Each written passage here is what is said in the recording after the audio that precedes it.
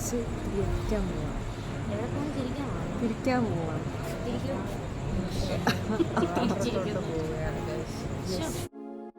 Dress കണ്ടപ്പോൾ എനിക്ക് ശരിക്കും ഹാപ്പിയായി. ബേക്കൽ ഫോർട്ടിലോട്ടായിരുന്നു നമ്മൾ പോയത്.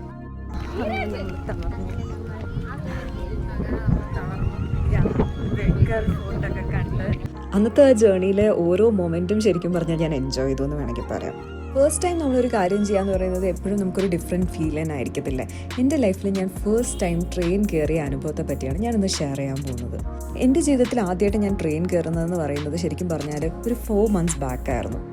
എനിക്ക് കറങ്ങാനൊക്കെ ഒരുപാട് ഇഷ്ടമാണെന്നുണ്ടെങ്കിലും ആക്ച്വലി ഞാൻ എവിടെയെങ്കിലുമൊക്കെ ട്രാവൽ ചെയ്തിട്ടുണ്ടെങ്കിൽ അതൊക്കെ ട്രിവാൻഡ്രത്തിനകത്ത് മാത്രമായിരുന്നു. അല്ലാതെ പുറത്ത് എന്നെക്കൊണ്ട് ട്രാവൽ ചെയ്യാനുള്ളൊരു സിറ്റുവേഷൻ എനിക്ക് ശരിക്കും പറഞ്ഞാൽ കിട്ടിയിട്ടുണ്ടായിരുന്നില്ല.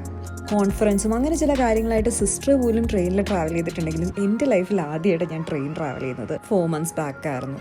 അതും ശരിക്കും പറഞ്ഞാൽ എൻ്റെ വെഡ്ഡിങ് ഡ്രസ്സ് എടുക്കാൻ വേണ്ടിയായിരുന്നു അന്ന് ആദ്യത്തെ ജേർണി.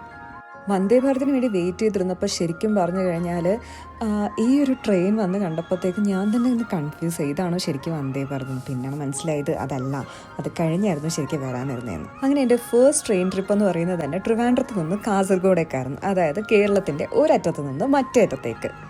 അതിൻ്റെ റീസണും ശരിക്കും പറഞ്ഞാൽ എൻ്റെ ഹസ്ബൻഡ് തന്നെ ആയിരുന്നു കേട്ടോ. കാരണം എന്താണെന്ന് വെച്ച് കഴിഞ്ഞാൽ ആളായിരുന്നു കാസർഗോഡുള്ള ഒരു ബൊട്ടേക്ക് നിന്നിട്ട് ഒരു ഡിസൈനറിൻ്റെ അടുത്ത് നിന്നിട്ട് നമ്മുടെ വെഡ്ഡിങ് ഡ്രസ്സ് പ്ലാൻ ചെയ്തത്. പിന്നെ ഈ ഫസ്റ്റ് ട്രെയിൻ ബുക്ക് ചെയ്തതും ആൾ തന്നെയായിരുന്നു. കാരണം എന്താണെന്ന് വെച്ച് കഴിഞ്ഞാൽ ആൾക്ക് എൻ്റെ ഫസ്റ്റ് ട്രിപ്പ് എന്ന് പറഞ്ഞാൽ അത്രയും സ്പെഷ്യൽ ആയിരിക്കണം എന്നുണ്ടായിരുന്നു. ഞാനും എൻ്റെ സിസ്റ്ററും തനിയല്ല കേട്ടോ ശരിക്കും പറഞ്ഞാൽ ട്രാവൽ ചെയ്യാനായിട്ട് പോയത്.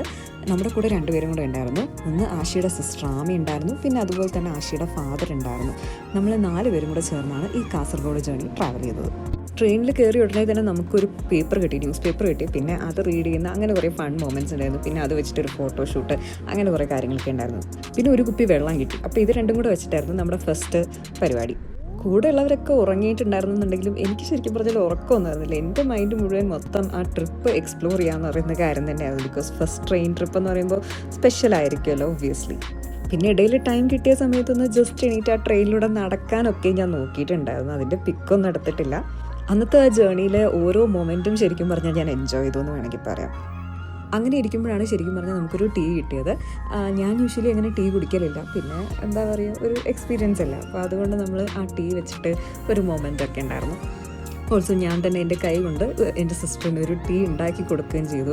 പിന്നെ അത് അവൾ കുടിച്ച് അവളുടെ അഭിപ്രായമൊക്കെ പറയുകയൊക്കെ ചെയ്യുന്നുണ്ടായിരുന്നു. പിന്നെ ജേർണി വാസ് വെരി ലോങ്. ശരിക്കും പറഞ്ഞാൽ നമ്മൾ ഏർലി മോർണിംഗ് സ്റ്റാർട്ട് ചെയ്തെങ്കിലും നമ്മളവിടെ റീച്ച് ചെയ്യുമ്പോൾ ഏകദേശം ഒരു ആഫ്റ്റർനൂൺ ടൈം എത്തിയിട്ടുണ്ടായിരുന്നു. സോ അത്രയും ഡ്യൂറേഷൻ ഉണ്ടായിരുന്നു.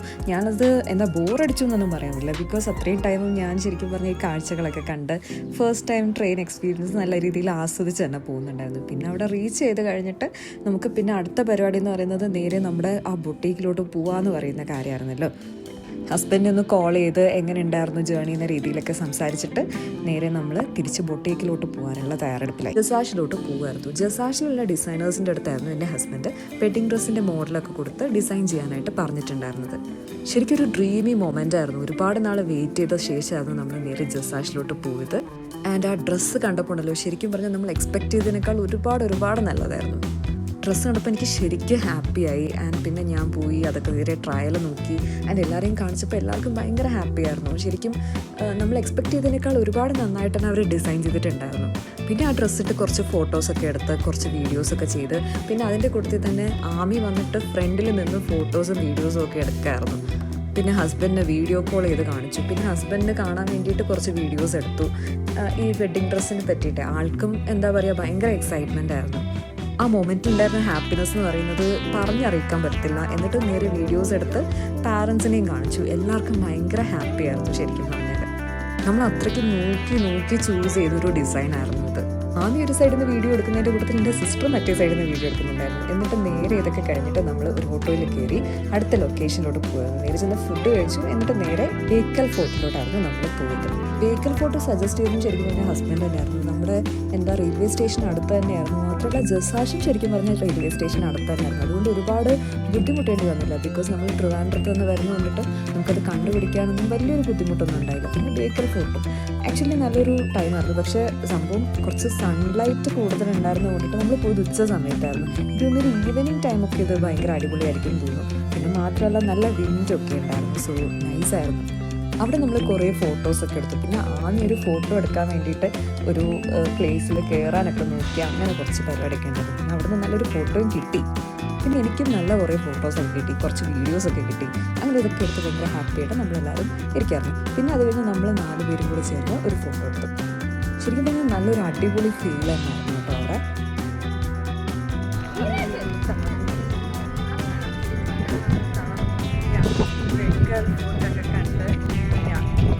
അവിടുത്തെ ഓർമ്മയ്ക്ക് വേണ്ടിയിട്ട് ഒരു ഹാറ്റ് വാങ്ങണമെന്ന് നജു പറഞ്ഞു. പാമി ഓടിച്ചെന്ന് നജുവിന് ഒരു ഹാറ്റ് വാങ്ങിക്കൊടുത്തു. സ്പീഡിൽ ഓടിച്ചെന്ന് ഫ്രഷപ്പായി നേരെ റെയിൽവേ സ്റ്റേഷനിലോട്ട് പോയി. കാരണം അപ്പോഴത്തേക്കും ട്രെയിനിലുള്ള ടൈം ആയിട്ടുണ്ടായിരുന്നു. സന്ധ്യ കഴിഞ്ഞ് ഒരു നൈറ്റ് അടുപ്പിച്ചായി. പിന്നെ അവിടെ നിന്നിട്ട് ആമി മേടിച്ചെന്ന ഹാറ്റ് വെച്ചിട്ട് ഞാനും പിന്നെ അവരെല്ലാവരും കൂടെ ചേർന്നിട്ട് കുറച്ച് ഫോട്ടോസൊക്കെ എടുത്തു.